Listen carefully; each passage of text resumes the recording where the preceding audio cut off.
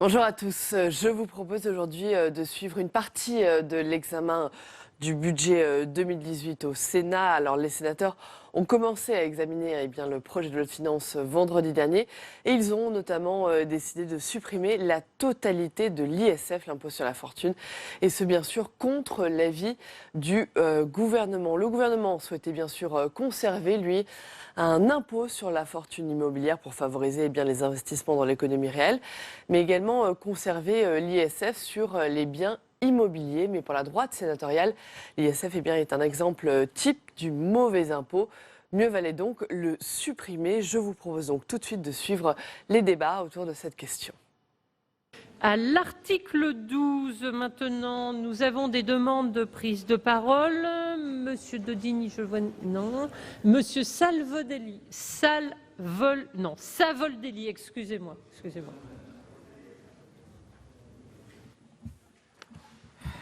Donc, Madame la Présidente, Monsieur le Ministre, mes chers collègues, on est sur un article important puisqu'il supprime l'ISF en créant, pour compensation partielle, enfin à un tiers, un impôt sur l'immobilier dont l'assiette ressemble aux biens jusqu'ici taxés à ce titre.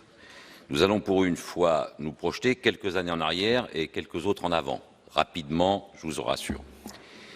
Tout le monde, ou presque ici, sait que la fortune immobilière en France est assez largement diffusée au sein de la population des habitants de notre pays. Nombre de familles qui sont contribuables actuels de l'ISF ont parfois par héritage dans leur patrimoine un plus ou moins important patrimoine immobilier. Un patrimoine, ce que j'appellerais moins risqué que celui qu'on peut constituer avec des titres ou parts de société et que nous avons vu se développer au fil du temps du point de vue notamment de sa rentabilité. La loi de décembre 1948 avait donné un coup d'arrêt à certaines formes de spéculation immobilière que la loi Mégnery de décembre 86 a sensiblement relancé, notamment au travers de ces mesures phares que furent la libération des loyers du secteur privé, forte consommatrice d'ailleurs d'aide au logement, et la mise en place du congé-vente qui a généré les copropriétés dégradées qui continuent de marquer le paysage de nos centres-villes anciens et de certaines communes de banlieue. J'y ajoute l'amendement Marini sur le statut des foncières qui a favorisé les ventes à la découpe et renforcé les antagonismes et la concurrence sur le marché immobilier entre les propriétaires bailleurs dits physiques et les investisseurs immobiliers institutionnels. Là est notre avis que le débat nous occupe en arrière-fond de cet article 12.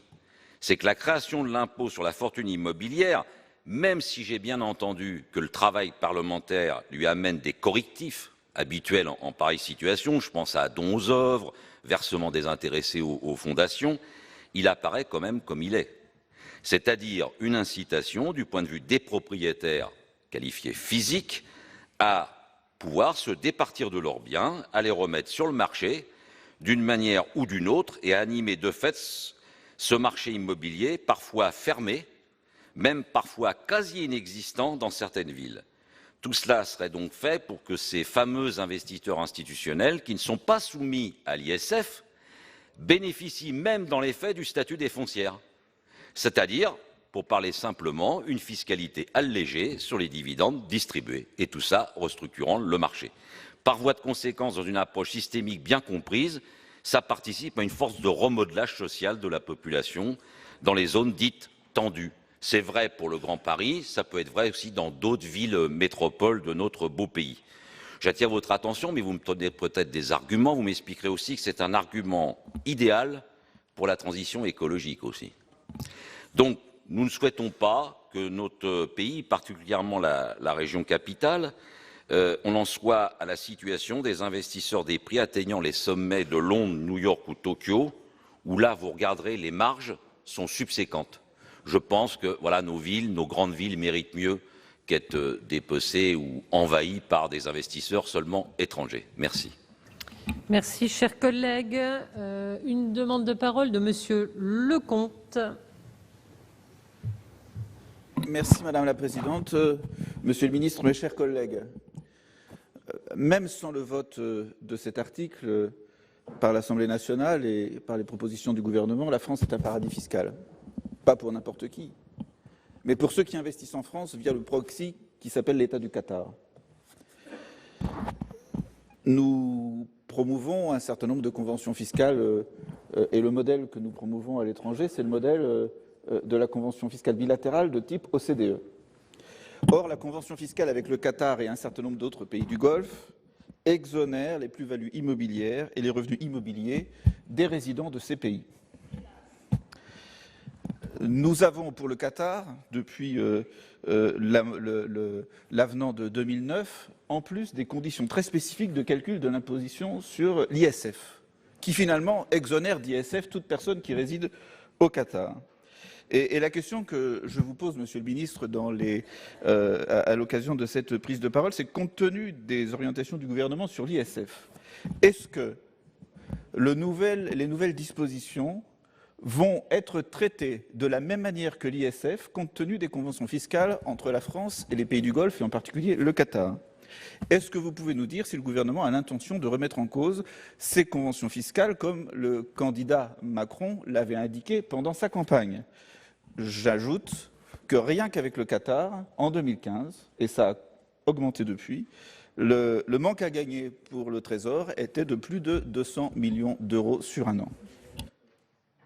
Merci, Monsieur le comte. Pas d'autres demandes de parole sur l'article. Chers collègues, Monsieur Lamini. Oui, merci Madame la Présidente. Monsieur le Ministre, Madame la Ministre, chers collègues, vu le nombre d'amendements, et ils sont très nombreux, cela montre aussi, je dirais, de la part de l'ensemble des collègues, que c'est aussi un sujet sensible. Tous les articles sont importants. Cet article 12 aussi en particulier, qui se veut aussi d'une certaine manière interrogatif, mais aussi sans doute médiatique.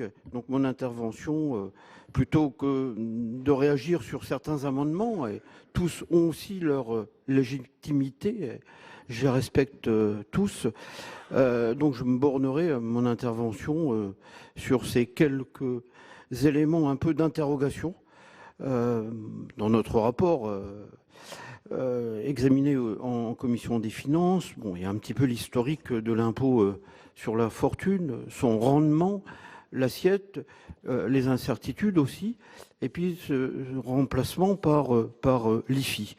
Alors après, se pose aussi des problèmes, je dirais, combien de redevables, la perception. Bon, c'est sûr qu'on examine actuellement l'ensemble des recettes, première partie, sur le budget de l'État, et on sait que votre ministère des comptes publics, la tâche n'est pas simple, comme cela a été précédemment, je dirais, au fil des années par les gouvernements antérieurs. Bon, de l'autre côté, une perte de recettes de 3 voire 4 milliards d'euros, un remplacement par l'IFI. Donc, après réflexion, je dirais, je me rallierai à ce que nous avons débattu en commission des finances et sur les propositions de notre rapporteur général. Telles sont un petit peu mes interrogations, bon, sachant que rien n'est simple, et c'est sur cet article 12, donc je respecterai et suivrai aussi l'avis de notre commission. Merci. Merci, chers collègues. Nous allons passer à deux amendements identiques de suppression faisant l'objet d'une discussion commune. Le premier étant le 223 présenté par Monsieur Savoldelli. Ministre, mes chers collègues, la disparition de l'impôt sur la grande fortune prévue par cet article est censée donc libérer l'énergie créatrice du capital. C'est pas beau ça? Pour inciter les actuels redevables de cet impôt. Oui, un peu d'humour. Ils sont environ 350 000 à investir une partie de leur patrimoine dans l'économie. On attend donc la disparition de l'ISF, ainsi que le vertueux de financement en fonds propres des entreprises, de création d'emplois, puis de création de richesses. Je cite, pour ne pas en rester là, entre guillemets, il faut aider les entreprises à disposer de fonds propres. Alors, vous voyez, quand on parle maintenant des fonds propres des entreprises, ça, c'est vanté par le gouvernement. Je prends une autre casquette, on parle des bailleurs sociaux, il ne faut absolument pas qu'ils aient des fonds propres. C'est des fonds dormants. Vous voyez, il y a un peu quand même là des attitudes un peu bizarres quand on parle de l'entreprise des fois ou quand on parle du logement social. Où je cite encore, ce serait mieux que tout cet argent qui dort dans les placements immobiliers. Donc vous voyez, il y a une forme de générosité aussi quand même derrière. C'est oublier un peu vite que l'immobilier, c'est aussi une bonne partie du travail du secteur du bâtiment. Et que la commande privée, même à la destinée à la réalisation d'immeubles de bureaux ou de locaux d'activité, même consacrée à la réalisation d'ensembles locatifs aux loyers inabordables et aux couches moyennes, est essentielle pour un secteur employant entre salariés et artisans. Et là, je rappelle, ça concerne, entre les salariés et les artisans, c'est 2 millions de personnes. Dans cet article, il n'y a qu'un objectif, il est très à court terme, c'est d'accroître sans doute de 4 bons milliards d'euros de plus le déficit de l'État. C'est déjà pas une bonne affaire. Pour 4 raisons, les raisons ont été évoquées sur la question de l'ISF. Je prends les cadres supérieurs, âgés, propriétaires de leur appartement parisien à 57 ans, âge moyen des redevables de l'ISF. Je vais avoir 57 ans, je m'excuse auprès de vous, je ne serai pas redevable de l'ISF. Voilà, et je n'habite pas Paris. La mesure, elle a un autre défaut, et sans doute qui a été souligné, c'est que l'ISF distinguait entre les détenteurs d'actions et de parts de société, exerçant un mandat social dans l'entreprise concernée, et les actionnaires, dits minoritaires, en n'en exerçant pas grâce au fameux pacte Dutreil. La mesure n'a cependant pas eu beaucoup de succès depuis 14 ans qu'elle existe, puisque le nombre de contribuables qui en sollicitent l'application est faible, malgré un coût de 190 millions d'euros pour les finances publiques. La même remarque vaut aussi pour la disparition du régime ISF-PME, qui n'a plus de raison d'être. Donc l'article est une incitation marquée à l'instabilité actionnariale, au placement de circonstances, fondées sur l'espérance de plus-value rapide, c'est-à-dire exactement tout le contraire, me semble-t-il, de ce qu'il conviendrait de faire pour stabiliser le capital de nos PME. Donc c'est coûteux pour les finances publiques, injuste du point de vue de l'égalité devant l'impôt. L'ISF en est une bonne illustration de la capacité contributive des plus aisés, et enfin inefficace sur un plan économique, puisqu'elle va fragiliser les noyaux d'actionnaires de moult de PME de notre pays. Donc c'est l'article, les filles, est un mauvais article. Merci, chers collègues. Nous allons maintenant passer à l'amendement 568, identique au 223, présenté par Monsieur Raynal. Oui, Madame la Présidente, Monsieur le Ministre, Madame la Ministre, mes chers collègues, on ne va pas rouvrir tout le débat qui a été finalement déjà ouvert à travers le prélèvement forfaitaire unique, parce que tout ça, on prend les articles les uns après les autres, mais en fait tout ça, c'est un tout.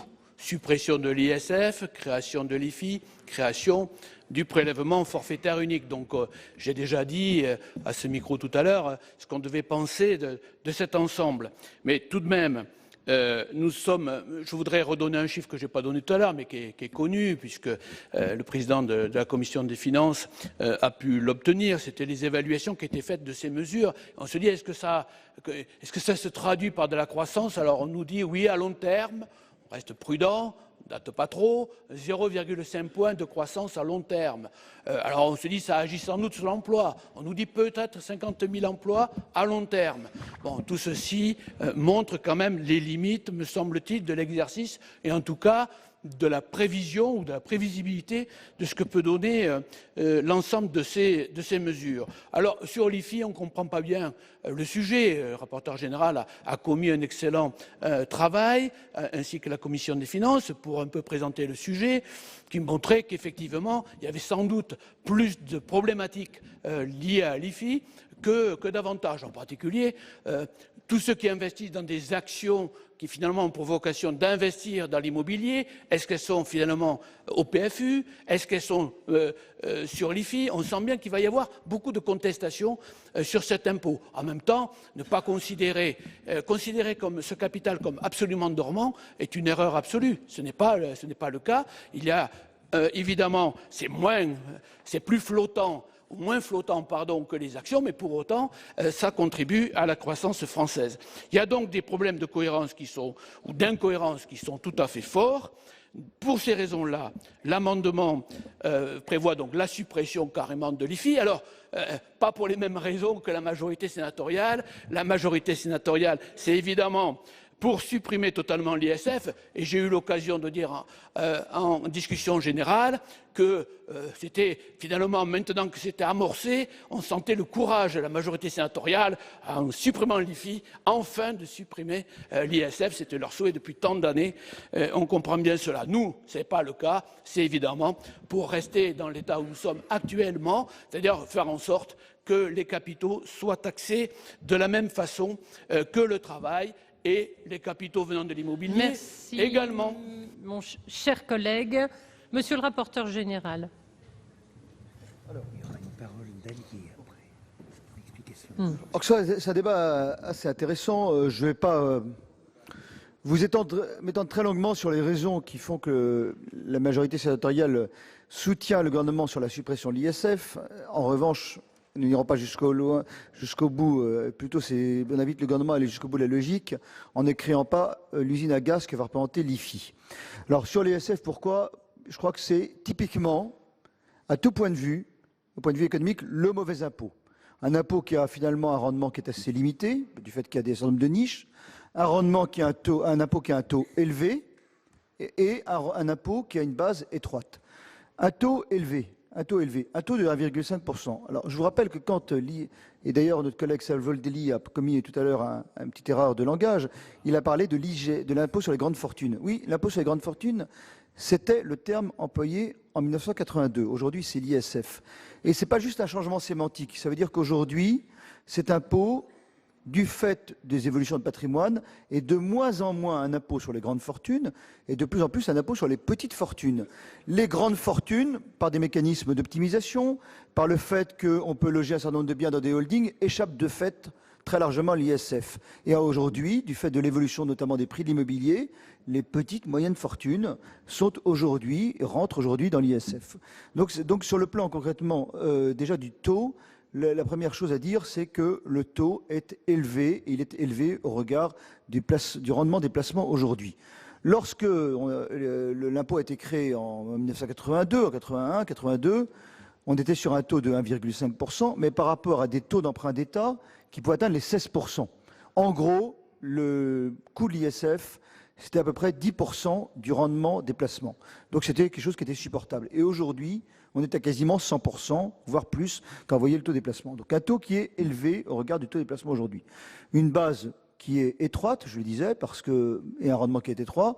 De fait, les plus grandes fortunes optimisent ou échappent l'ISF, ou elles sont parties, ou elles sont déjà parties, je suis d'accord avec ce que dit Gérard Longuet, ou elles sont souvent parties, malheureusement, en Suisse, en Belgique, en Angleterre, etc., où elles sont parties, donc sur tous les plans, l'impôt sur la grande fortune est le type même d'impôt anti-économique.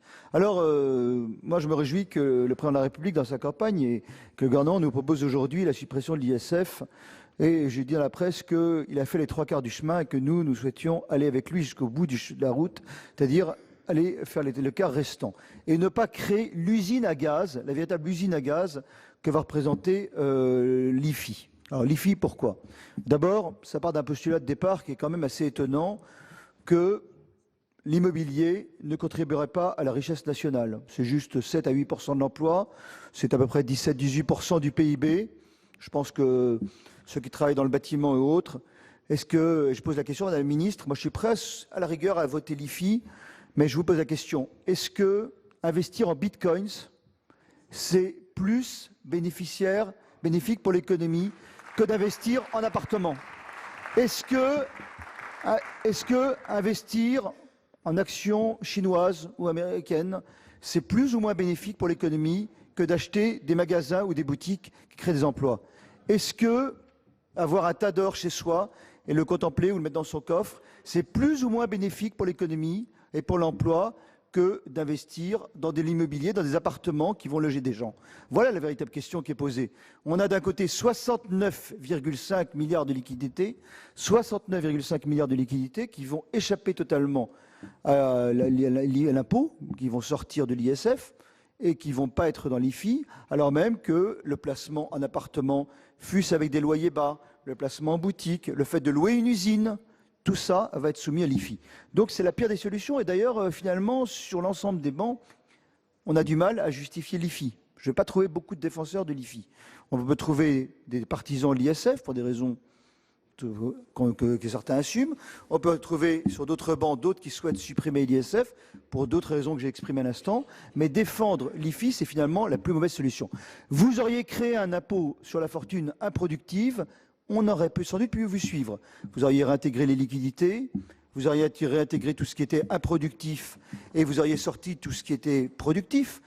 Les actions, les obligations, l'immobilier de rendement, l'immobilier qui loge des gens, l'immobilier qui est en usine, on aurait pu vous suivre, mais là, vous aboutissez à une solution qui, finalement, est assez difficile à suivre, et c'est la raison pour laquelle on ne va pas aller jusqu'au bout. Alors, évidemment, sur les deux amendements qui viennent de nous être soumis, les amendements de M. Bocquet et de M. Reynal, ils visent tout simplement à revenir à la situation antérieure et à rétablir l'ISF. On ne va pas, évidemment, les suivre. Donc, nous avons, évidemment, un avis défavorable sur ces deux amendements, mais pour autant, Madame la ministre, Monsieur le ministre, nous n'allons pas vous suivre sur la création de l'IFI. Donc voilà, vous avez pris une bonne position, une position courageuse, je le reconnais. Le président de la République a eu le courage d'ouvrir le débat et de supprimer cet impôt anti-économique pour les raisons que j'ai évoquées. Allons jusqu'au bout de la logique et ne recréons pas une usine à gaz qui sera un nid à contentieux. Et je parie également de contentieux constitutionnel. C'est le bonheur des avocats pour les QPC. Merci. Merci, Monsieur le rapporteur général. Monsieur le ministre, pour l'avis du gouvernement. Monsieur le ministre. Merci Madame la Présidente, Mesdames, Messieurs les sénateurs, Monsieur le rapporteur. Je partage une partie de vos propos et vous le savez, le gouvernement le partage. Mais en même temps, moi j'ai une règle assez simple.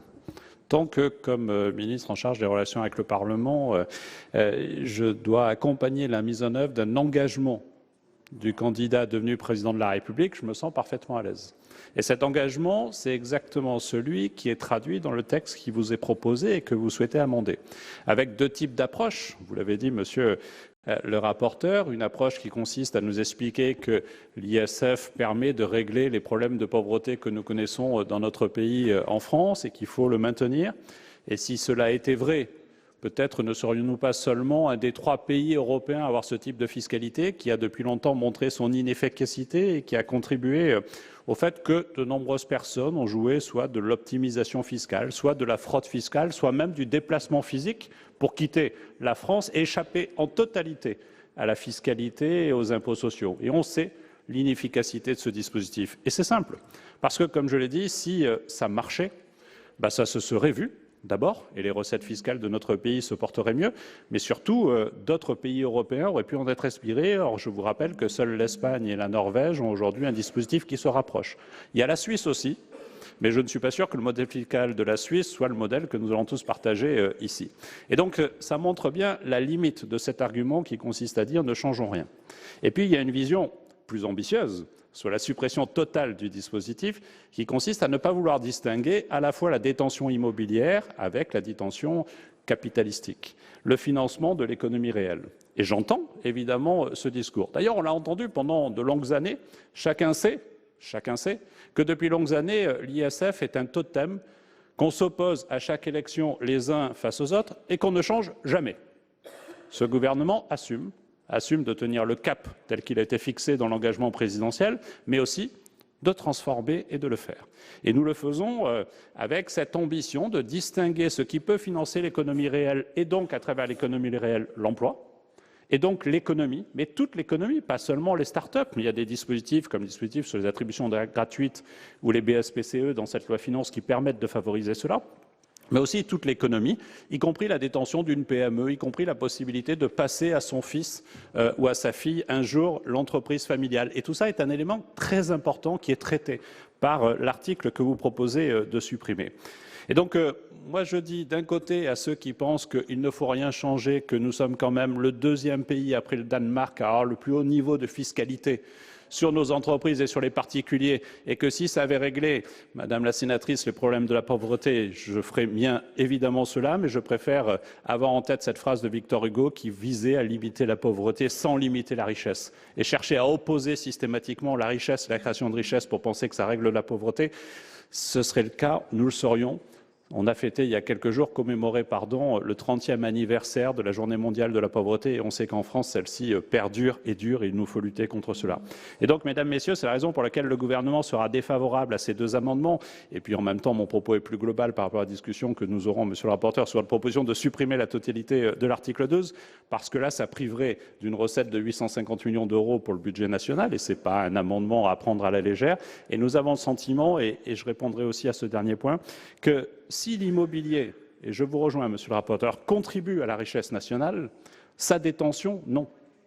Et l'accumulation de détention de capital immobilier ne contribue pas à la richesse nationale. On peut imaginer aujourd'hui de garder le système tel qu'il est. Je vous rappelle que sur l'immobilier, nous n'augmentons pas les taux, nous ne diminuons pas l'assiette, et qu'il est évident, je crois, qu'il est nécessaire de considérer qu'un meilleur partage de la détention immobilière, et l'ISF dans sa version devenue ISI aujourd'hui, permet aussi de faire en sorte qu'on ait un meilleur partage de la propriété immobilière. Je pense que c'est aussi sain politiquement pour notre pays. Voilà, mesdames, messieurs, pourquoi sur ces amendements, mais nous y reviendrons avec madame la ministre, comme sur le projet de suppression suivant, le gouvernement est défavorable. Merci, monsieur le ministre. Nous avons plusieurs demandes d'explication de vote. Monsieur Dallier, pour commencer. Merci, madame la présidente. Monsieur le ministre, mes chers collègues, nous ne voterons pas les amendements de suppression, et bien évidemment, nous suivrons le rapporteur général. Mais ceci étant dit, moi je veux quand même redire un peu ce que j'ai dit en discussion générale. Quels sont les signaux que vous êtes en train d'envoyer? Vous êtes en train de cibler particulièrement l'immobilier. Là, vous n'avez pas le courage, et nous n'avons pas eu le courage précédemment, donc on va clore ce débat. Effectivement, supprimer l'ISF, on en a rêvé, vous ne le faites qu'en partie. Alors pourquoi? Et effectivement, 800 millions, c'est une somme. Mais ceci étant dit, combien ça risque de vous coûter au bout du compte? Vous gardez cet impôt sur l'immobilier. De l'autre côté, au primo-accédant, on en a parlé il y a très peu de temps, on va toucher les plans d'épargne logement. On recentre le Pinel et le PTZ. On supprime l'APL accession. Vous avez besoin d'investisseurs privés et publics, et vous mettez les bailleurs sociaux en difficulté. Est-ce que vous vous rendez compte de l'ensemble des signaux que vous envoyez? Or, on vit une crise du logement et on a besoin de construire. Quand le bâtiment va, tout va. Et quand ça va, les rentrées fiscales sont très importantes. Donc vous avez 800 millions d'un côté, vous n'avez pas le courage d'aller au bout, peut-être également pour des raisons politiques, purement politiques. Comme nous, peut-être, avez-vous craint que les sondages vous condamnent si vous aviez supprimé totalement l'ISF.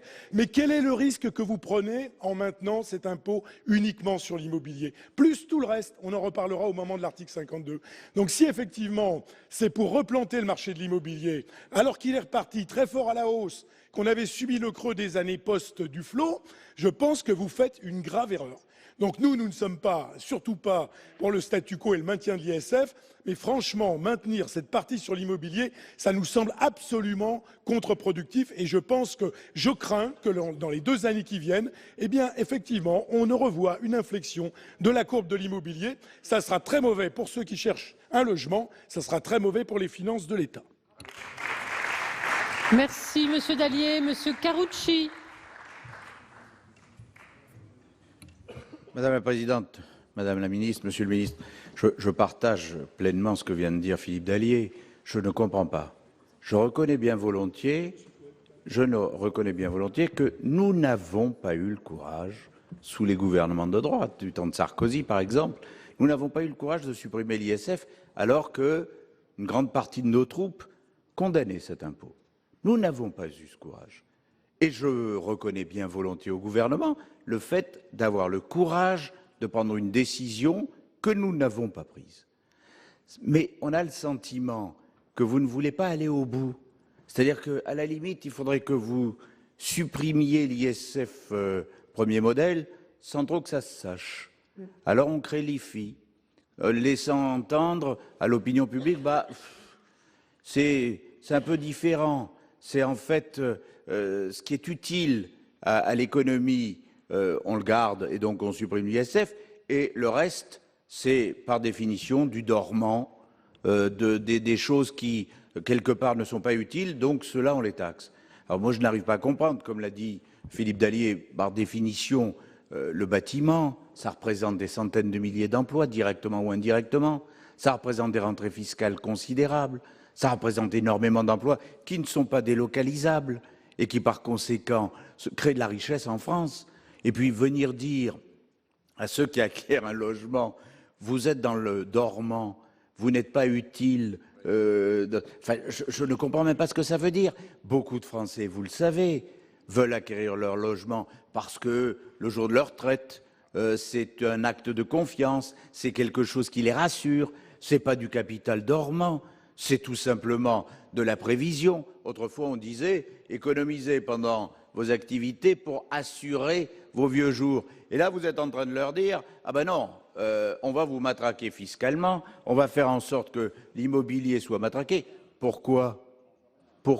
Si, parce que vous donnez le sentiment direct ou indirect que c'est l'immobilier qui doit payer l'impôt et que ça n'est pas le reste. Alors, passons sur ce qu'on a écarté tout à l'heure, l'or, les diamants et je ne sais quel yacht, mais enfin, pourquoi vous en prendre à l'immobilier?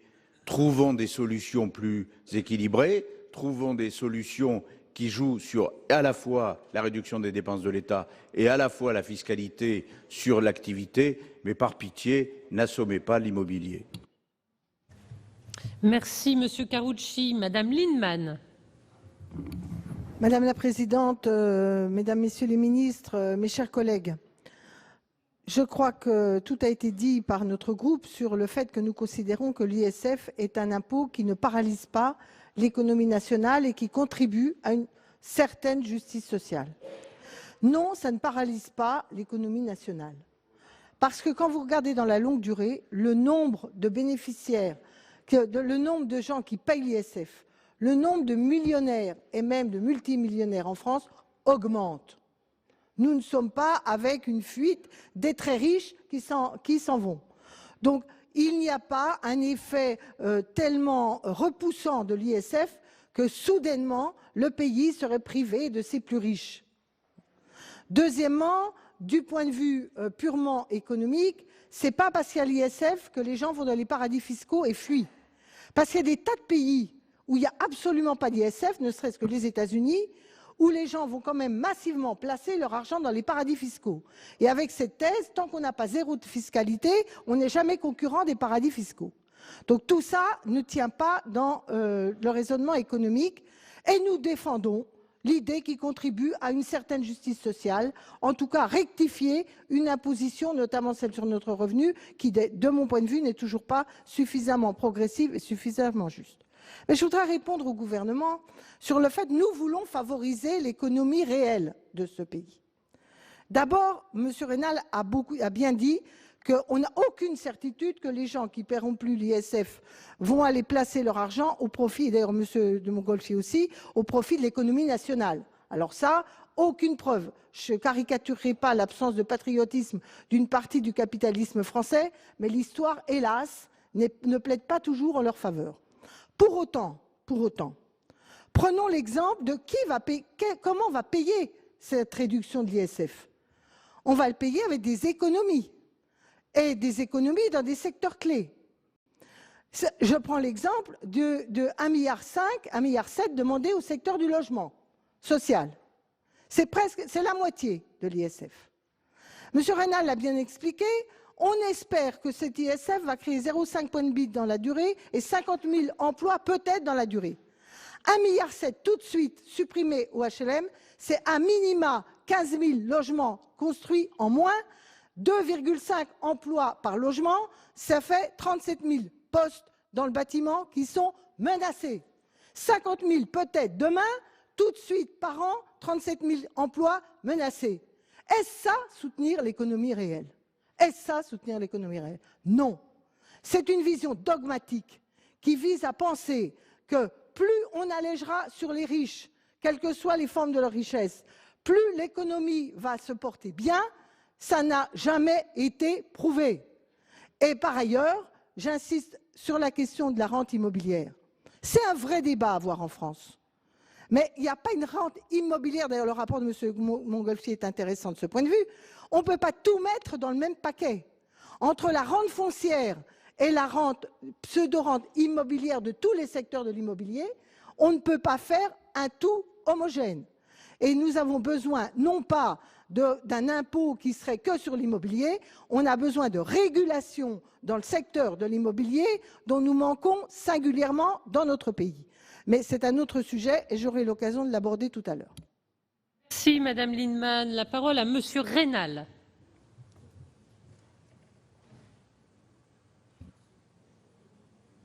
Oui, pour explication de vote, Monsieur le ministre, très sincèrement, on sent que vous venez de l'Assemblée nationale.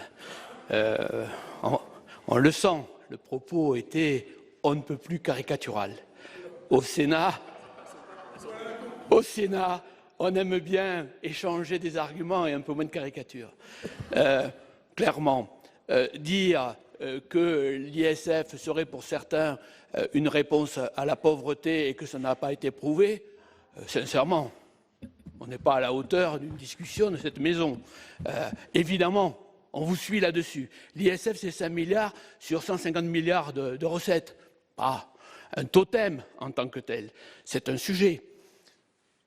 Tout à l'heure, j'ai titillé nos amis de la majorité sénatoriale parce qu'ils n'avaient pas eu le courage, mais ils pourraient me répondre aussi qu'à l'époque de Sarkozy, il y a eu juste une crise économique. On a eu un déficit public à 8%. Non mais j'essaie de vous aider parce que vous ne répondez pas. Vous ne répondez pas, donc je réponds à votre place. Je fais la question et la réponse. Et donc, évidemment, vous ne pouviez pas à cette époque-là vous priver de 5 milliards, c'est tout simple. Eh bien, la question, messieurs, mais non, mais vous savez ici, la majorité sénatoriale, elle a du mal, hein. Bon, alors, aujourd'hui, le sujet est exactement le même. On est toujours dans une période qui est une période améliorée grâce à ce qui s'est passé sous Hollande, d'ailleurs auquel, Monsieur le ministre, vous avez largement participé. Donc, vous êtes aussi un acteur de ce redressement. Et donc, vous dire simplement qu'on ne peut pas, c'est ça la difficulté, c'est ça le problème. D'une part, on ne croit pas du tout au fait qu'on donne plus aux riches et ça va permettre d'eux, parce que la demande sera permanente, je l'ai dit, vous n'étiez pas encore arrivé, c'est-à-dire que 30% sur le PFU, demain ça sera 25, demain après ça sera 20, etc. Parce qu'il faudra se comparer aux autres et parce que tant qu'on n'est pas à zéro, il y aura toujours une pression à la baisse, c'est comme ça. Bien. Donc c'est comme ça. Mais encore cette année, on ne peut pas avoir un PLF sur lequel on demande des efforts à beaucoup. On demande des efforts sur le travail, sur les emplois aidés, sur les contrats aidés. On demande des efforts sur le logement, et on sait les impacts que ça. On demande des efforts aux collectivités, et en même temps, on prend ces 5 milliards et on les enlève des recettes de l'État. C'est ça qui ne va pas. Que lorsque tout va bien, on puisse éventuellement réfléchir à cette question. Tout à fait, mais pas aujourd'hui. C'est ça qui est anormal, ce n'est pas la période. Alors, je donne maintenant la parole à Monsieur Capu pour explication de vote. Oui, Madame le Président, merci. Madame la Ministre, Monsieur le Ministre, au nom des Indépendants, quelques explications de vote. Je partage en très grande partie l'analyse qui a été faite par le rapporteur général sur le caractère particulièrement anti-économique de l'ISF, qui est un impôt confiscatoire, totalement inutile, stupide, qui frappe particulièrement effectivement les millionnaires, qui a fait fuir les milliardaires, et tant mieux s'il y a de plus en plus de millionnaires, Madame Lienemann, en France. Je pense que ça n'est pas une difficulté, enfin j'espère que pour vous aussi, c'est plutôt un bon signe dans notre pays. Donc sur le principe de la suppression de l'ISF, les indépendants sont très clairs et ils sont favorables. En revanche, ils y sont favorables aussi parce que je ne sais pas, Madame Lienemann, si le fait d'alléger l'imposition sur les plus riches et ses effets sur l'économie bénéfiques ont été démontrés, mais ce qui est certain, c'est que l'effet négatif du matraquage sur les riches sur l'économie a été démontré de façon désastreuse par les précédents gouvernements socialistes. En revanche, je ne suis pas l'analyse de mes collègues de droite, et je voudrais saluer le courage de ce gouvernement. Il faut être cohérent et constant dans nos opinions.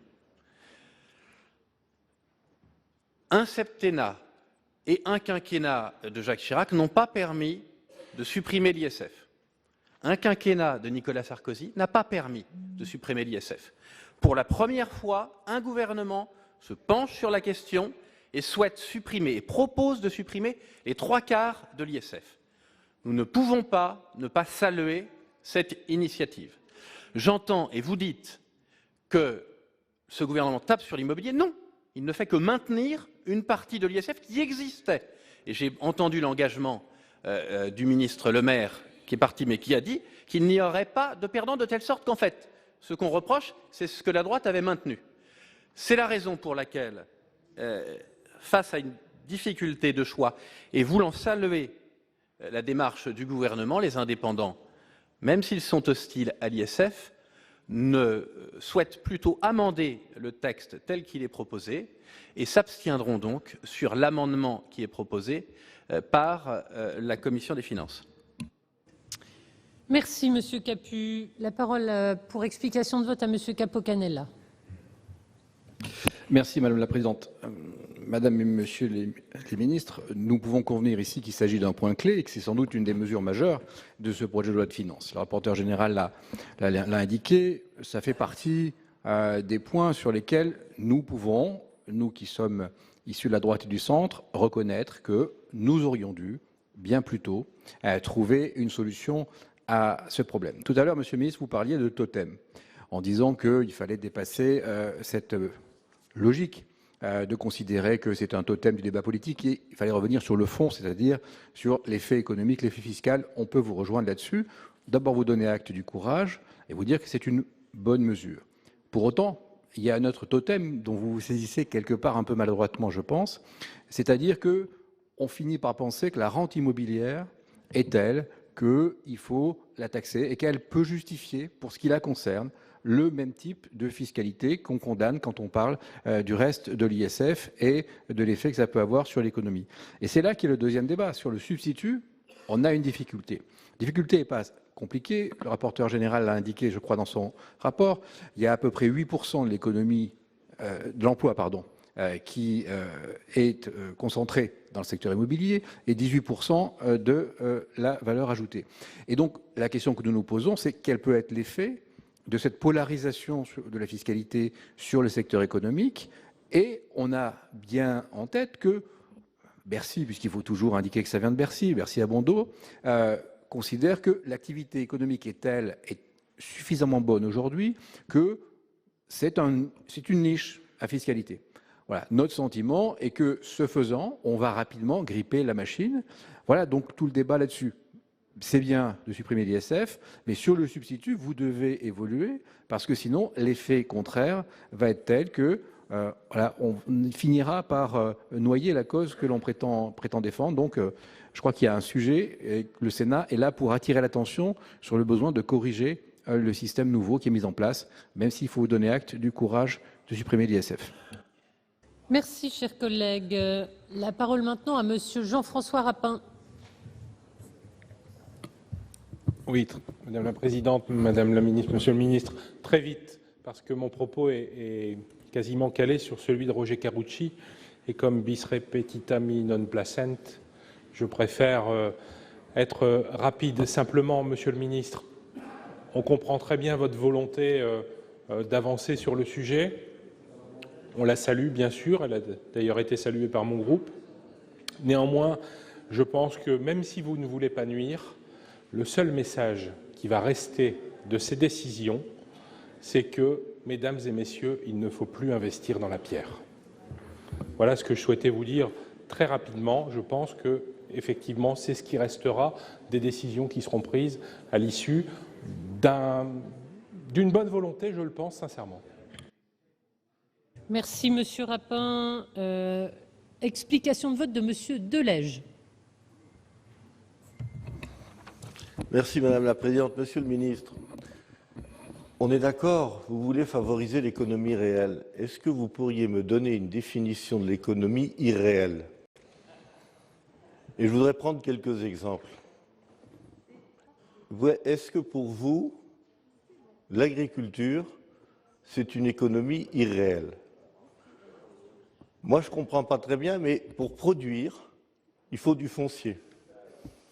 Et il me semble que l'un des maux aujourd'hui de l'agriculture, c'est l'absence d'investisseurs. Expliquez-moi pourquoi le fait d'investir dans du foncier agricole ce serait investir dans de l'économie irréelle ou dans de l'économie qui n'existerait pas. Je voudrais aller plus loin. Il y a un an, on a eu un débat ici, à l'occasion d'un projet de loi, parce que des investisseurs chinois avaient acheté de la terre.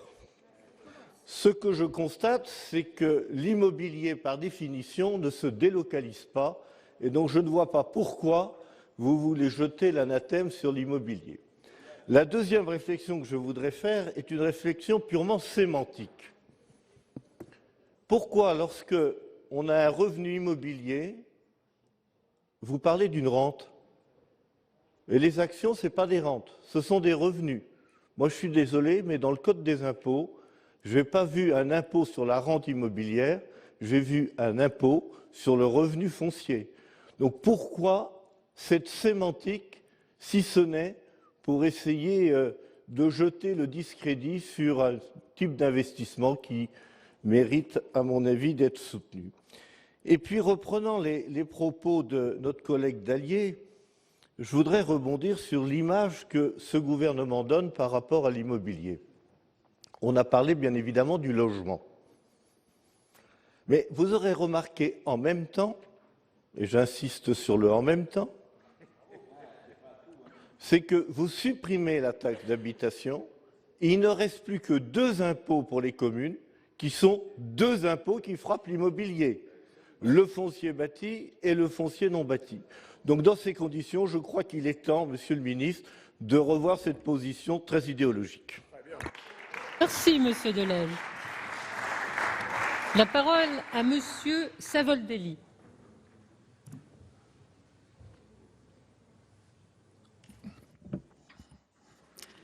Monsieur le ministre, votre courage a été salué par Monsieur Carucci.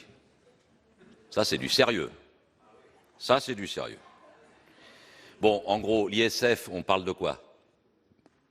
1000 milliards d'euros de base, 5 de rendement. Donc, expliquez-moi où est la confiscation. Alors, comme M. Carucci s'est exprimé, j'ai été faire un petit tour chez vous, M. Carucci, pour voir si M. le rapporteur général avait raison. Attendez, on y va à Neuilly, on y va à Neuilly, on y va à Neuilly. Mais dites, non, M. Carucci, Neuilly, mais c'est catastrophique ce qui s'est passé. Neuilly, 2004, il payait 16 milliards, en 2016, 32 milliards. Ils sont partis où, les riches, là? Ils sont partis où? Ils sont exilés? Non, mais franchement, vous avez doublé en peu de temps sur l'immobilier, donc ils ne sont pas partis, M. Carucci. Voilà, ils ne sont pas partis, on est bien d'accord. Donc, voilà, donc vraiment sur la confiscation, ce qui se passe, c'est clair, c'est que l'ISF, il faut le retirer, c'est ça, messieurs de droite et messieurs de la majorité présidentielle, et puis l'IFI, il faut faire attention, parce que quand même, il faut que ça continue à tourner comme ça. L'exemple de Neuilly étant un exemple parmi d'autres. Après, on nous dit il faut toujours regarder en Europe. Alors l'Europe, c'est toujours pareil. Quand ça nous arrange, on va où ça nous arrange, et quand ça nous dérange, on n'y va pas. Voilà. Par exemple, les Belges ne font pas que des blagues. Eh non, Monsieur Dallier, la Belgique, au 1er janvier 2018, va créer un ISF. Plus de 500 000 €. Alors je comprends que ça fasse une émotion chez Longuet, je comprends que chez Longuet ça fasse une émotion, chez la majeure partie des salariés dans notre pays, je peux vous dire que 500 000 € pour l'immense majorité des salariés de ce pays, ça fait ni sourire, ni créer une émotion. Voilà, donc prenons l'Europe dans toutes ses dimensions, pas quand ça nous arrange, les uns ou les autres. Merci, chers collègues. Et c'est maintenant le tour de l'explication de vote de Monsieur Bargeton. Merci, Madame la Présidente. Une question qui n'est pas posée dans ce débat, c'est on se pose la question du coût de l'allègement de l'ISF, mais on ne se pose pas la question du coût de son maintien. Parce que nous vivons un choc économique, la répartition mondiale des activités nouvelle organisation des entreprises. Nous vivons un choc technologique avec la numérisation. Et la question qu'il faut aussi se poser, c'est est-ce que nous pouvons conserver l'ISF dans les 5 ans, les 10 ans qui viennent? Qu'est-ce que ça donne si la France a toujours l'ISF dans 10 ans? C'est ça le sujet qui est aussi devant nous. Parce que l'économie, c'est aussi une question de choc de confiance, de psychologie. La France souffre, à tort ou à raison, la France souffre aussi d'un déficit d'image dans l'attractivité. Il y a des choses d'ailleurs qui sont fondées, d'autres qui le sont moins. Mais l'économie, c'est aussi une affaire de signal, notamment pour renforcer l'attractivité. C'est une affaire de dynamique. Et cette réforme, elle engage une dynamique. Sur l'immobilier, je dirais que c'est un peu la même chose.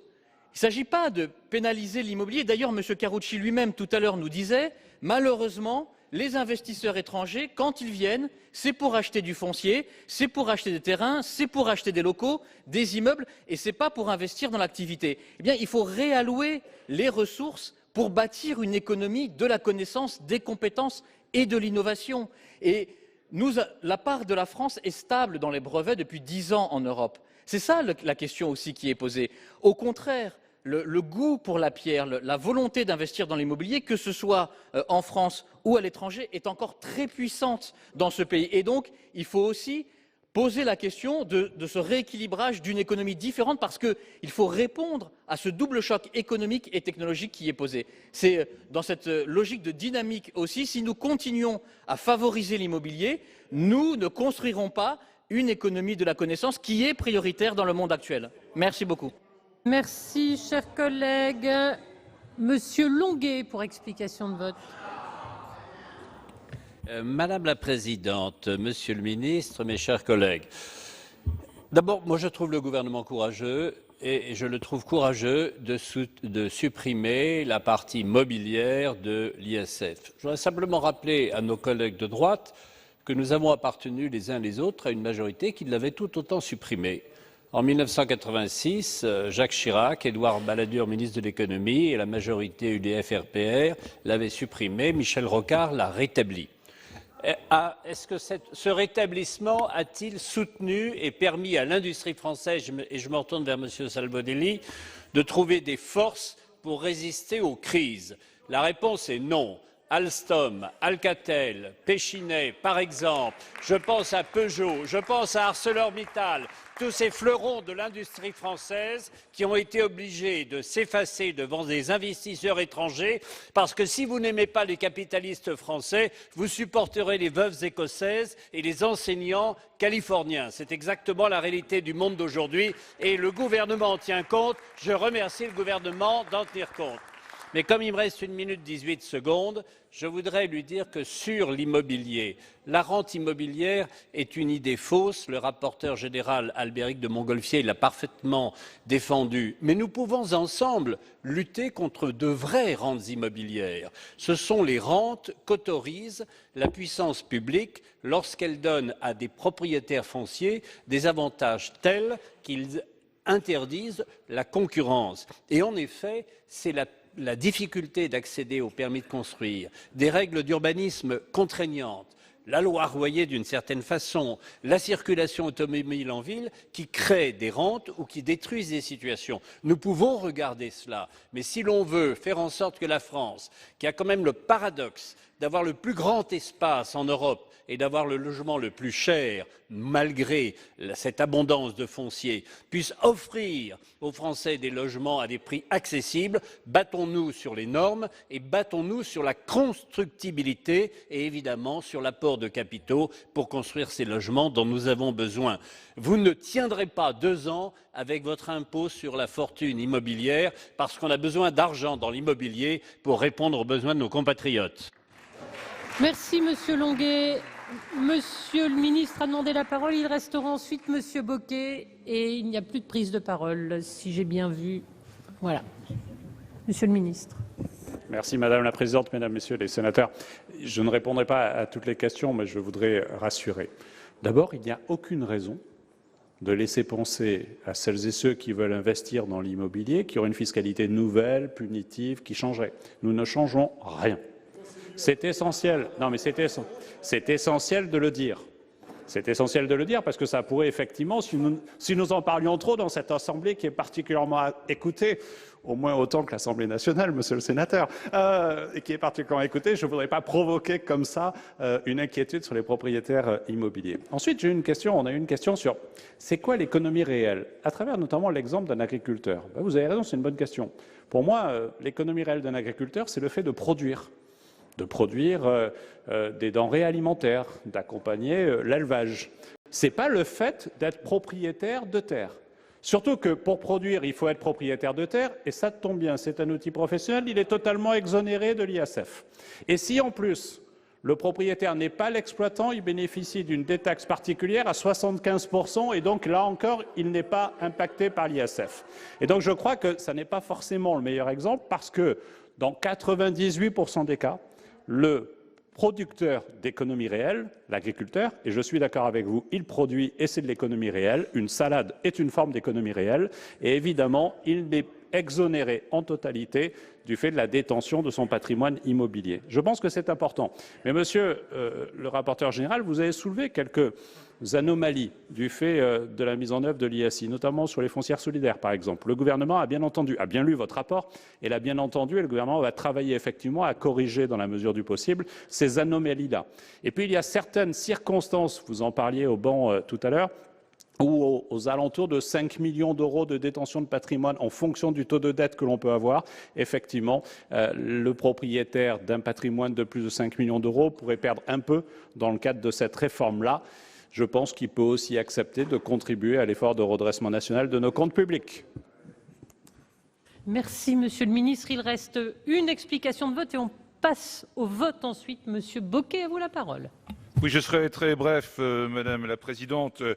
Deux éléments que je voudrais porter au débat en cours. On entend parler d'exode, l'ISF ferait fuir les fortunes, etc. Je n'ai pas les chiffres les plus récents, j'ai les chiffres de 2014. 784 foyers concernés par l'ISF auraient quitté le territoire quand 300 rentraient sur le territoire. Ça fait donc un solde négatif de 484. Sur 330 000 foyers concernés, assujettis à l'ISF, me semble-t-il. Et c'est curieux, mais quand on parle d'impôts qui touchent aux plus hautes tranches, je pense aux commentaires qu'il pouvait y avoir sur la TP en son temps que d'aucuns qualifiaient d'impôt imbécile. Là, l'ISF est un impôt stupide, idiot, etc., etc. On peut toujours justifier la suppression d'impôts qui dérangent quelque part. L'impôt intelligent, à mon avis, c'est un impôt juste, progressif et auquel personne n'échappe. Voilà. Et deuxième élément que je livre à la réflexion de chacun, je vous renvoie au discours de Mme Christine Lagarde, qui n'a pas pris sa carte au Parti communiste, je vous rassure. En tout cas, je n'en suis pas informé. C'était à Harvard le 4 octobre 2017. Et Mme Lagarde faisait la promotion d'une hausse des impôts pour les plus riches, partant du constat, laissez-moi terminer s'il vous plaît, partant du constat objectif que les inégalités excessives pénalisent la croissance. Quelle belle idée, on devrait y réfléchir. Merci, Monsieur Bocquet. Alors, pour resituer, comme il y a eu beaucoup de prises de parole, nous allons maintenant passer au vote sur les deux amendements de suppression de l'article 12 identiques, présentés l'un par Monsieur Bocquet, l'autre par Monsieur Raynal. Les 223 donc et les 568, avec avis défavorable de la Commission et du Gouvernement. Qui est pour? Qui est contre? Qui s'abstient? Ces amendements ne sont donc pas adoptés et nous passons maintenant à trois amendements faisant l'objet d'une discussion commune, commençant par le 282 rectifié, présenté par Monsieur le rapporteur général au nom de la Commission des finances. Non, mais c'est quand même un débat important parce que dans le rapport sur la rente immobilière, je commence par une citation, celle du président de la République à leur candidat qui dit, et le ministre m'a dit, je suis un peu comptable d'un engagement de campagne du président de la République. Et le président de la République a dit très précisément, concernant le futur impôt sur la fortune, j'exonérerai tout ce qui finance l'économie réelle. J'exonérerai tout ce qui finance l'économie réelle. Dans cette logique, Monsieur le ministre, Madame la ministre, on aurait très bien pu comprendre au lieu de créer un IFI, un impôt sur la fortune immobilière, de créer un impôt sur la fortune improductive. Si vous aviez, par exemple, sorti les liquidités, je regardais le tableau issu des déclarations d'impôt sur le revenu, il est dans le rapport, la case liquidité, c'est 69,7 milliards d'euros. Et donc il y a plus, parce que là, bien sûr, c'est uniquement les contribuables ayant souscrit la déclaration spécifique. Il faut rajouter les contribuables qui déclarent au titre de la déclaration de l'impôt sur le revenu. Donc plus de 69,7 milliards de liquidités qui vont de fait être demain exonérés de l'impôt, mais en revanche, d'autres actifs seront évidemment soumis. Je passe sur le reste. Bien sûr, j'ai parlé à titre provocateur des bitcoins, on pourra ajouter l'or, les diamants, le fait tel que Picsou d'être assis sur son tas d'or, de le regarder, tout ça n'est pour moi, et je pense aux yeux de beaucoup de Français, n'est pas productif. Bon, si le ministre me dit investir en bitcoin, c'est productif pour l'économie réelle, j'ai quelques doutes. Si le ministre ou madame la ministre, vous me dites regardez son or, c'est productif pour l'économie réelle, moi j'ai quelques doutes. Si vous me dites, avoir simplement de l'argent placé en bout du trésor américain, c'est productif pour l'économie réelle, peut-être, moi j'ai quelques doutes. En revanche, je suis certain qu'avoir des terres agricoles avec des agriculteurs derrière, ça contribue à l'économie réelle. Je suis certain qu'avoir des appartements, des biens immobiliers qui sont loués, qui servent à loger des personnes, et je vous rappelle qu'un quart des foyers français sont logés dans le secteur locatif privé, à 98% détenus par des personnes physiques, ça contribue à l'économie réelle. Posséder une usine, un entrepôt, ça contribue à l'économie réelle. Et donc, je ne comprends pas la logique qui consiste à centrer cet impôt exclusivement sur l'immobilier et à laisser de côté tout ce qui est totalement improductif, y compris les pires horreurs. Je parlais des bitcoins, mais on pourrait parler de beaucoup d'autres choses. Donc vous auriez fait un impôt qui mettait dans son assiette les liquidités, les placements de pur plaisir, les résidences secondaires, sur lesquelles il n'y a pas de justification particulière de contribution à l'économie réelle. On aurait pu contenir, et on aurait pu avoir une assiette, puisque vous avez besoin d'un rendement, à peu près 850 millions d'euros. Vous avez fait le choix de vous concentrer exclusivement sur l'immobilier. Peut-être, pour des raisons de crainte du Conseil constitutionnel par rapport à la cohérence de l'assiette. Néanmoins, je voudrais appeler l'attention sur le risque que ça représente. Philippe Dallier l'a dit, l'a développé. Pas de soumission de l'immobilier au PFU, il est exclu du PFU, il reste soumis au barème. Soumission de l'immobilier à l'IFI, les mesures de l'article 52, la concentration sur la taxe foncière, le prélèvement à la source qui, l'année prochaine, s'il était mis en œuvre, diminuerait le risque, la possibilité de déduction des travaux, etc., etc. Il y a une convergence, malheureusement, de toutes les mesures fiscales qui vont à l'encontre de l'immobilier à un moment où les Français ont besoin de se loger. Alors, pour éviter à la présidente de me couper, de me rasseoir et de demander la parole, je finis. Je dis simplement que l'impôt tel qu'il est conçu vraiment est une très mauvaise idée. Et il aurait mieux valu, à la rigueur, créer un impôt sur la fortune immobilière. On aurait pu vous suivre, on aurait pu vous éventuellement en discuter, mais vous avez fait le choix de l'immobilier. Il risque d'avoir des effets pervers. En plus, vous avez fait le choix de la complexité, parce que vous êtes allé chercher les actifs. Ce sera très compliqué. Et je le dis solennellement à tous les collègues qui n'ont pas eu le temps d'étudier, l'IFI est beaucoup plus compliqué que l'ISF, parce qu'il faudra regarder dans chaque placement, par exemple un placement assurance vie, quelle est la quote-part de l'immobilier, et il faudra regarder dans chaque dette si c'est une dette qui est afférente ou pas à un actif immobilier. Donc vous imaginez la complexité du véhicule. On est en train d'ouvrir une usine à gaz, et il y a le groupe majoritaire, et je pense également la majorité sénatoriale, ne peut pas vous suivre. Choisissons le choix de la simplicité, choisissons le choix de la lisibilité et suppression cet IFI. Merci, monsieur le rapporteur général. Nous passons à la présentation du 132 rectifié. Monsieur Longuet va le présenter. Brièvement, il a été admirablement défendu par le rapporteur général, Philippe Dominati, qui est l'auteur de cet amendement. Madame Boulay-Espéronnier, qui l'a co-signé, se rallie aux arguments pertinents, judicieux et convaincants du rapporteur général, retire leur amendement au profit de celui de la commission. Merci, chers collègues. L'amendement 132 rectifié est donc retiré. Nous passons à la présentation de l'amendement 224 par Monsieur Bocquet au nom du groupe CRCE. Oui, merci Madame la Présidente. La recherche de la justice fiscale et celle de l'efficacité économique de l'impôt constituent, vous l'avez bien compris, les deux principaux axes de notre démarche. Or, dans les faits, l'ISF est aujourd'hui insuffisant, je n'ai pas dit inutile, insuffisant pour répondre à ces deux exigences.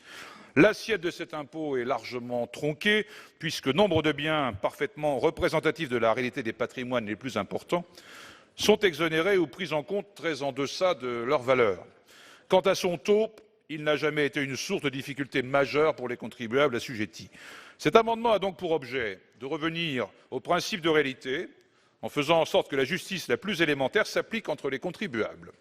Nous n'avons jamais jugé normal, et j'insiste sur ce point, que les biens professionnels se trouvent exclus de l'assiette de l'ISF, d'autant qu'il ne s'agit bien souvent que de titres et de parts de société, patrimoine dont la matérialité se résume à celle de morceaux de papier imprimés. Ainsi persiste dans notre fiscalité un traitement différencié des titres, à nos yeux injustifié, exonération de droits pour les biens professionnels, exonération possible en cas de participation à un pacte d'actionnaires, qui en règle générale n'entraîne d'ailleurs aucune conséquence en termes d'implication des dits actionnaires dans la vie quotidienne de l'entreprise concernée. Exonération impossible pour les titres détenus par des actionnaires minoritaires n'étant pas liés par un tel pacte. Notre démarche est simple, rendons imposables les biens professionnels au-delà du seuil de 2 millions d'euros afin de rétablir l'égalité de traitement entre les actionnaires. Merci, chers collègues. Nous passons à l'avis de la Commission, Monsieur de Montgolfier. Je pense que pas longtemps à deviner que l'avis de la Commission est peut-être évidemment qu'extrêmement défavorable. Là, on atteint le summum. Donc, bon, si on veut ne plus avoir d'actionnaires en France, soumettons les biens professionnels à l'ISF. Donc, c'est évidemment avis très défavorable. Alors, est-ce qu'il faut que je me rasseye? Non, parce que moi, je voudrais en profiter pour une explication de vote. Voilà, une explication de vote. Si, monsieur le rapporteur général, allez-y. Une explication de vote peut-être sur l'amendement. Bon, peut-être m'arrêter un instant sur un sujet qu'on n'a pas eu le temps de regarder vraiment, qui est la question du rendement attendu du nouvel IFI. On nous dit 850 millions d'euros. Alors moi, j'ai entendu ce qu'a dit le ministre, qui dit qu'il n'y aura pas d'aggravation. Après tout, les gens sont libres de leur choix. Prenons deux patrimoines. Un patrimoine à 2 millions d'euros, investi en immobilier, soumis à l'IFI, un patrimoine de 2 millions d'euros en liquidité, en actions, en obligations, en or, en tout ce que vous voulez. Est-ce que vous pensez que les personnes à ce niveau de patrimoine ne sont pas conseillées, ne lisent pas la presse, ne lisent pas le journal, n'écoutent pas la radio, et on va leur dire d'un côté, ne sont pas conseillés par des gestionnaires de patrimoine, par des avocats, on va leur dire, écoutez, d'un côté, vous avez 2 millions d'euros en immobilier, vous allez être taxé jusqu'au taux marginal éventuel de 1,5%, et de l'autre, vous serez totalement exonéré. Eh bien, conclusion, détournez-vous de l'immobilier. Donc, dans la pratique, il y aura évidemment des effets induits. Et le pari, Monsieur le Ministre, le pari qu'on peut faire aujourd'hui, c'est que, évidemment, le rendement attendu ne sera pas au rendez-vous. Parce que la direction de la législation fiscale, qui est ici représentée, par définition, ne peut que raisonner un comportement inchangé des acteurs, comme s'il n'y avait pas d'adaptation des acteurs au comportement. Les acteurs n'adaptaient pas leur comportement en fonction de la fiscalité. Évidemment, les personnes qui sont dans ces niveaux de revenus ne sont pas idiotes, vont évidemment optimiser, changer, regarder d'un côté un secteur qui est soumis à plein de taxations, taxes foncières, impôts, pas de PFU, IFI, et de l'autre, un secteur qui est soumis à aucune taxation. Eh bien, de fait, il y aura transfert de l'immobilier. Peut-être que vous l'assumez, peut-être que c'est un choix, il faut nous le dire dans ce cas-là, et vous aurez dans ce cas-là un rendement qui ne sera pas au rendez-vous. Vous n'aurez pas 850 millions de rendement au final, d'autant moins que vous n'avez pas tenu compte du fait que l'année prochaine, on pourra imputer l'ISF PME qui continuera. Donc là, Monsieur le Ministre, c'est une question précise.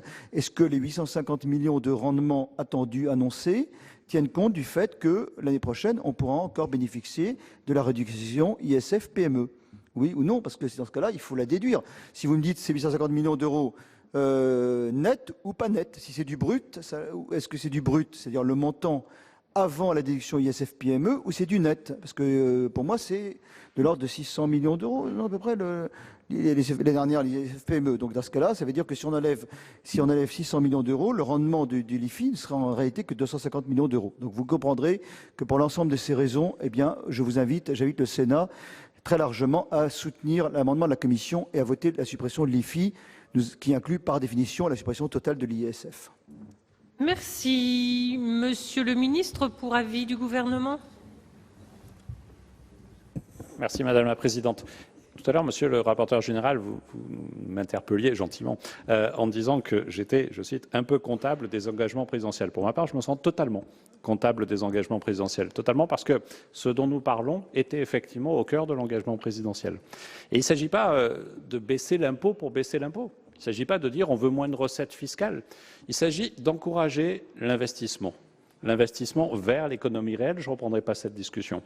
Et donc, effectivement, si on était seulement dans la logique de dire, bon, il faut défiscaliser pour défiscaliser, faisons sur la totalité de l'assiette de ce qui était l'ISF. Mais c'est parce que, justement, nous maintenons une fiscalité sur la détention du patrimoine, je rappelle, à partir d'un certain niveau, 1,3 million d'euros de détention de patrimoine qui génère le premier niveau de taxation sur l'ISF. Et seulement à cette échelle-là et à ce niveau-là.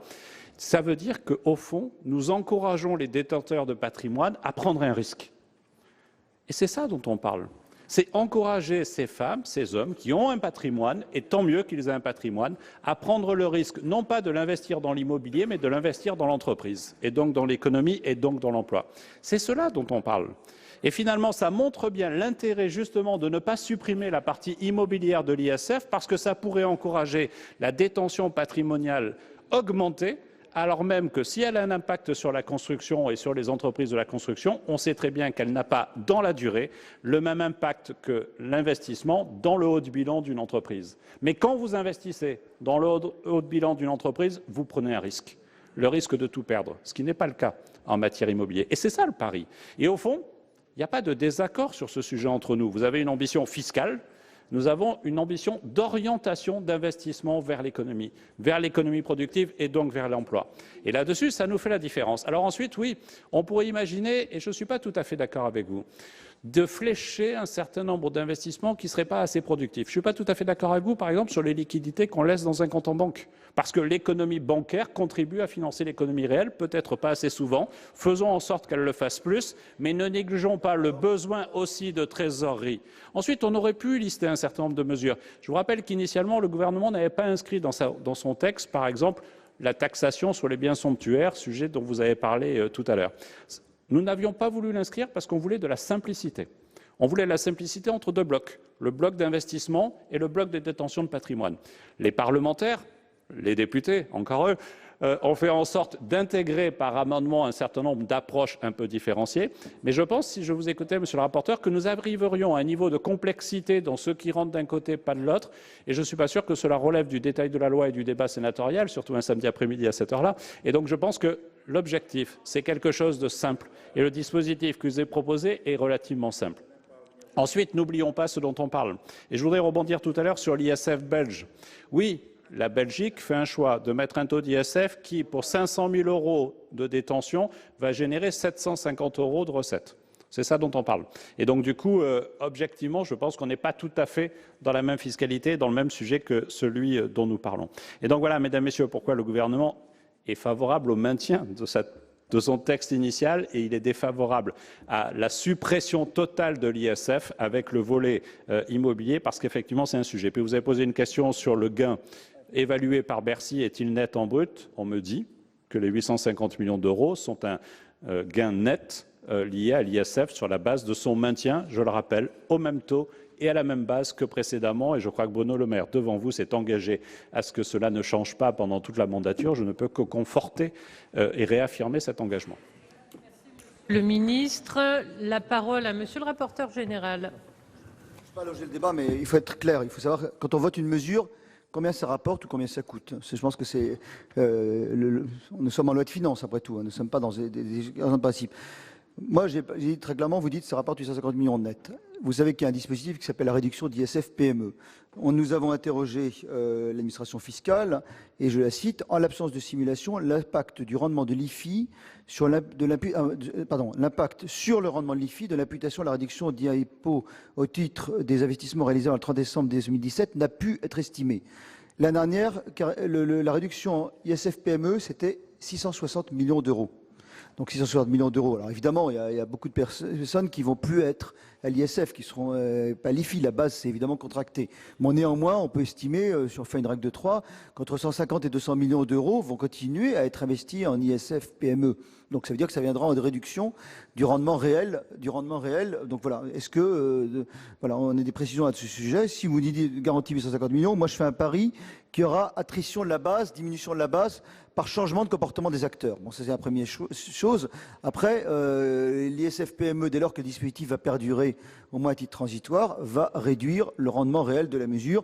Donc c'est une mesure qui ne va pas rapporter tant que ça, et ayant un peu le courage d'aller jusqu'au bout de la logique. Merci bien. Alors, avant de passer au vote, il y a une demande de prise de parole pour explication de vote de Monsieur Lecomte.